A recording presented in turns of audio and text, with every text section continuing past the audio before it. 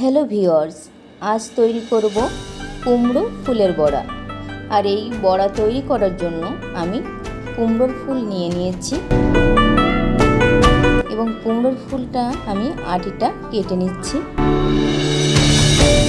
এবং এক এক করে আমি দেখুন এভাবে করে পরিষ্কার করে নিচ্ছি।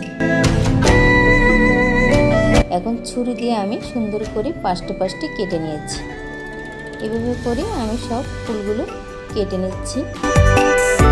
আমি যে কটা বড়া তৈরি করব সে কয়টাই আমি কেটে নিচ্ছি এখানে, আর এটা আমি ফেলে দিচ্ছি। দেখুন এভাবে করে আমি কেটে নিয়েছি আর এগুলো আমি ফেলে দিচ্ছি। এখন আমি নিয়ে নিচ্ছি চাউলের গুঁড়া। এখানে আমি চাউলের গুঁড়া নিয়ে নিয়েছি 1.5 কাপের মতো, আর নিয়ে নিচ্ছি পরিমাণ মতন লবণ, আর নিয়ে নিচ্ছি হলুদ 1/2 চামচ, আর 1 চামচ শুকনো মরিচ, আর 1 চামচ জিরা। এখন দিয়ে দিচ্ছি ম্যাগি মশলা। এই মশলাটা দিলে অনেক টেস্টি হয়। আপনারা যে কোনো পেঁয়াজি বেগুনি তৈরি করতে এই মশলাটা ব্যবহার করতে পারেন।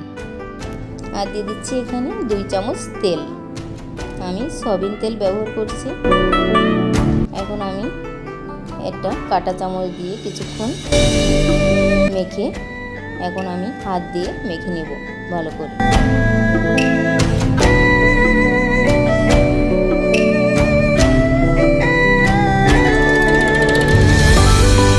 এখন অল্প অল্প করে জল দিয়ে আমি সুন্দর করে মেখে নিচ্ছি।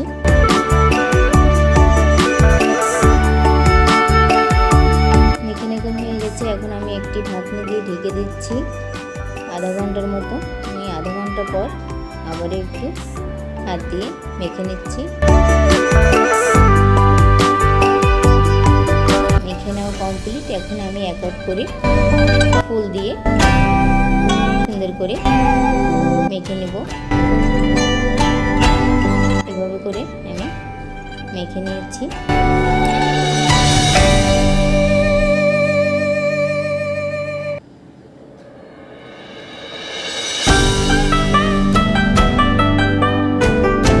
মেখে নেওয়া হয়ে গেছে। এখন আমি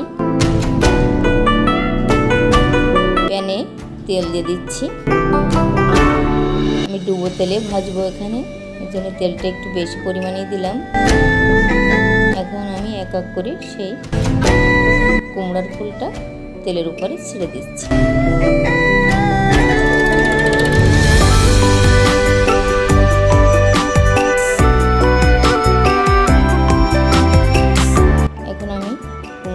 উল্টে দিচ্ছি। দেখুন দেখতে কতটা কালারফুল হয়ে এসেছে।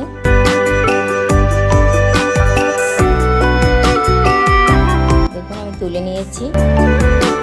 আবারও আমি কুমড়ো ফুল মেখে নিচ্ছি। অবশিষ্ট ফুলগুলো আমি এভাবে করে ভেজে নিচ্ছি। আর আমার চ্যানেলে নতুন হলে অবশ্যই আমার চ্যানেলটি সাবস্ক্রাইব করে পাশের বেল বাটনে ক্লিক করে রাখবেন এরকম ভিডিও পেতে। এখন আবারও আমি একটু উল্টে দিচ্ছি।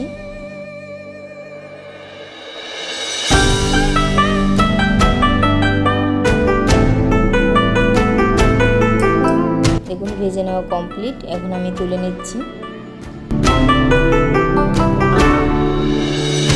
কুমড়ো ফুলের বড়া খেতে অসাধারণ, আপনারা ট্রাই করে দেখতে পারেন।